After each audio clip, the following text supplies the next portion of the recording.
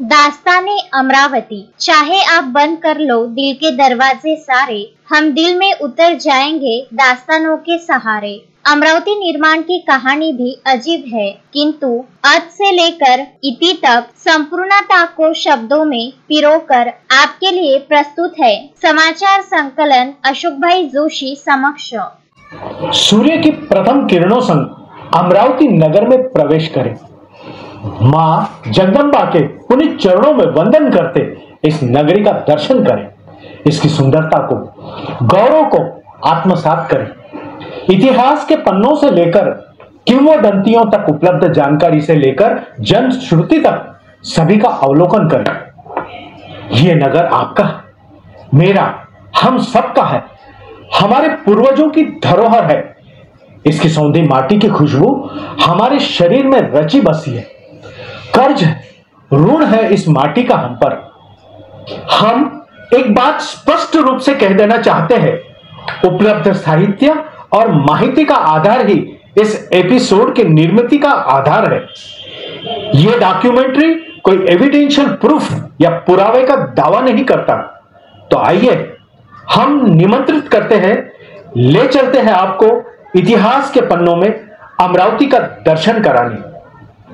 समुद्र सतह से 1118 फुट की ऊंचाई तथा 20.56 उत्तर की ओर तथा 77.47 रेखांश पूर्व की ओर बसा यह नगर मुंबई से 641 किलोमीटर दूर तथा नागपुर से 156 किलोमीटर दूर राष्ट्रीय महामार्ग 6 पर बसा है।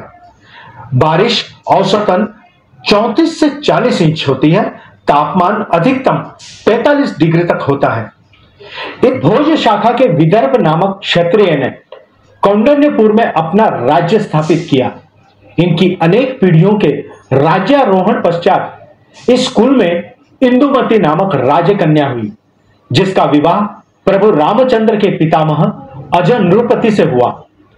भगवान राम का रघुकुल और भगवान कृष्ण का यदुवंश दोनों ही कुलों के विवाह के लिए विदर्भ कन्या का ही वरण करना पड़ा। यानी रिश्ते में दोनों कुल की ननिहाल तो विदर्भी हुई ना। सुंदर सुसंस्कृत वैदर्भीय कन्याएं अद्वितीय थी। अगस्त ऋषि की पत्नी लोपामुद्रा व नल राजा की पत्नी दमयंती भी विदर्भ की राजकन्या थी। इस घराने के राजा भीष्मक की कन्या रुक्मणी, जिसकी स्वेच्छा से भगवान श्री कृष्ण ने अमरावती के जंगलों में स्थित मां अंबा के मंदिर से हरण किया। औदुंबर के पेड़ों के घोर जंगलों से घिरा यह ग्राम उदुंबरावती, उमरावती, अमरावती इस नाम को प्राप्त हुआ। ईस्वी सन 772 के राष्ट्रकूट घराने के ताम्रपत्र में रानी उदुंबरावती का उल्लेख और सोमेश्वर चौक के आदिनाथ जैन मंदिर के पूज्य तीर्थंकर का संगमरमरीय सुंदर मूर्ति पर ईस्वी सन 1097 में स्थापना का शिलालेख, 13वें शतक में गुरु गोविंद प्रभु व सन 1660 में पूज्य जनार्दन स्वामी द्वारा मां एकवीरा देवी की स्थापना, गंभीरपुर हनुमान मंदिर और 1658 में औरंगपुरे की जुमा मस्जिद का निर्माण इस गांव के अस्तित्व की जुबानी है। सन 1707 में तथा 1722 में अकाल के कारण यह खेड़ा संपूर्णतः उजाड़ हो गया।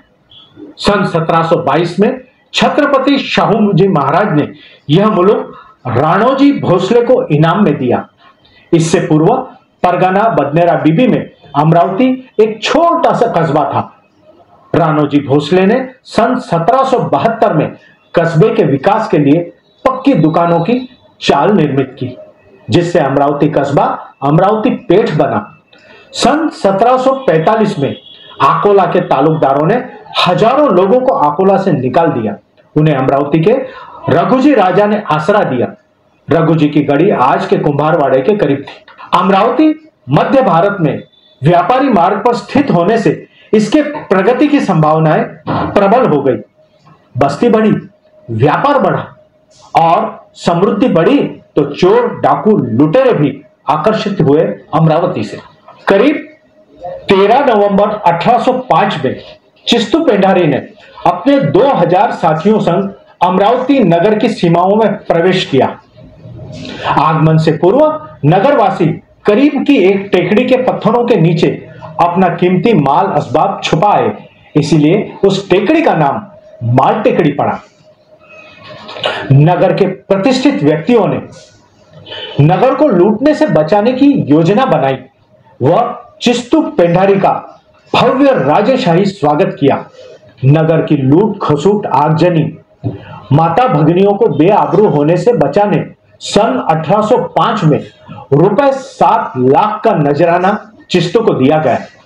कहा जाता है नगर की प्रतिष्ठित मंडली का नेतृत्व सेठ धनराज पोकरमल गनेड़ीवाल ने किया। 60-40% की हिस्सेदारी का यह वतन निजाम और भोसले की 2 हुक्मी राज्य व्यवस्था से जनता त्रस्त थी। नगर भारत के प्रगतिशील नगरों में स्थान पा रहा था।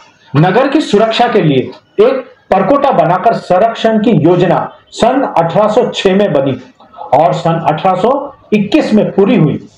परकोटा बनाने में करीब 4 लाख रुपए खर्च हुए।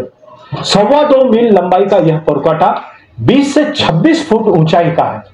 5 महाद्वार Amba gate, Bhusari gate, Kholapuri gate, Nagpuri gate, Mahajanpuri gate नाम से संग वह 4 खिड़की माता खिड़की, खुनारी खिड़की, पटेल खिड़की, छतरपुरी खिड़की से शोभित की गई है। इस परकोटे के निर्माण के पश्चात अंग्रेजों के राजवट के दालान में कोई बड़ी घटना या लूटमार की जानकारी इतिहास के पन्नों में नहीं मिलती है। सन 1853 में निजाम ने यह प्रदेश अंग्रेजों के हवाले किया।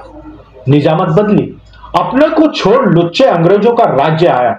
भारत माता गुलामी की जंजीरों में जकड़ दी गई। सन 1947 तक संपूर्ण राजवट अंग्रेजों के देखरेख में रही। अपने राज्य व्यवस्था सुचारू रूप से चलाने अंग्रेजों ने तार, टपाल, टेलीफोन, रेलवे आदि आधुनिक व्यवस्था का विकास किया। सन 1870 में वालकट, रेलिस, मोफिसल आदि जिनिंग प्रेसिंग फैक्ट्रियों ने शहर का विकास में अपना अग्रिम स्थान प्राप्त किया। स्वतंत्रता संग्राम का समर शुरू हो चुका था। जगह जगह विदेशी हुकूमत का विरोध हो रहा था। 24 जून 1907 में परकोटे की संपूर्ण दीवार ध्वस्त कर देने की योजना धूर्त अंग्रेजों ने बनाई, लेकिन नगरवासियों की जागरूकता के कारण यह सफल नहीं हो पाई। वर्षों के प्रयत्न से देश फिर आजाद होने को था। फूट डालो और राज्य करो की नीति के पासे एक बार फिर फेंकते अंग्रेजों ने वराड सोन्याची करार निजाम के सुपुर्द करना चाहा।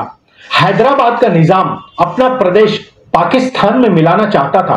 अगर ऐसा होता तो आज आप और हम पाकिस्तान में होते, लेकिन विधि को यह मंजूर न था। हम आजाद हुए और भारतवासी ही रहे।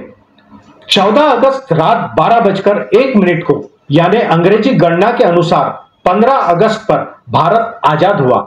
ज्योतिषी गणना के अनुसार यह दिन और समय शुभ और अनुकूल नहीं था। फिर भी हमारे नेताओं ने यह समय, तारीख, वार, चौगड़िया स्वीकृत करते दिल्ली के लाल किले पर प्रथम प्रधानमंत्री जवाहरलाल नेहरू ने ध्वजारोहण किया। ठीक उसी समय स्थानीय भुसारी दरवाजे पर अस्थायी ध्वज स्तंभ निर्मित कर प्रथम नगराध्यक्ष वीर वामनराव जोशी ने ध्वजारोहण किया। आजादी के जश्न के पश्चात भुसारी दरवाजे पर एक क्लॉक टावर का निर्माण करके शहर की सुंदरता में इजाफा किया जाए, ये सोच बनी। सन 1950 के दरमियान भुसारी दरवाजे पर क्लॉक टावर निर्मित हुआ, जिसकी घड़ी की लागत उस समय 1600 रुपए थी और वह घड़ी कलकत्ते से मंगाई गई थी।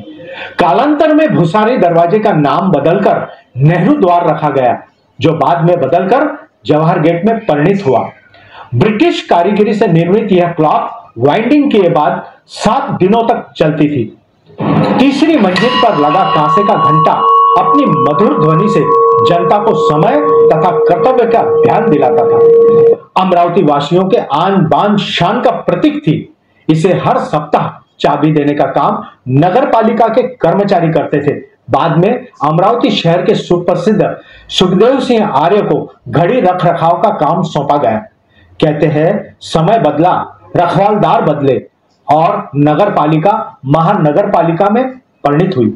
प्रथम महापौर का सम्मान डॉक्टर देवी सिंह शेखावत तथा प्रथम महिला महापौर का सम्मान श्रीमती विद्याताई देशपांडे को प्राप्त हुआ। हमने उन तुंद हवाओं में जलाए हैं चिराग, जिन हवाओं ने उलट दी है बसाते अक्सर।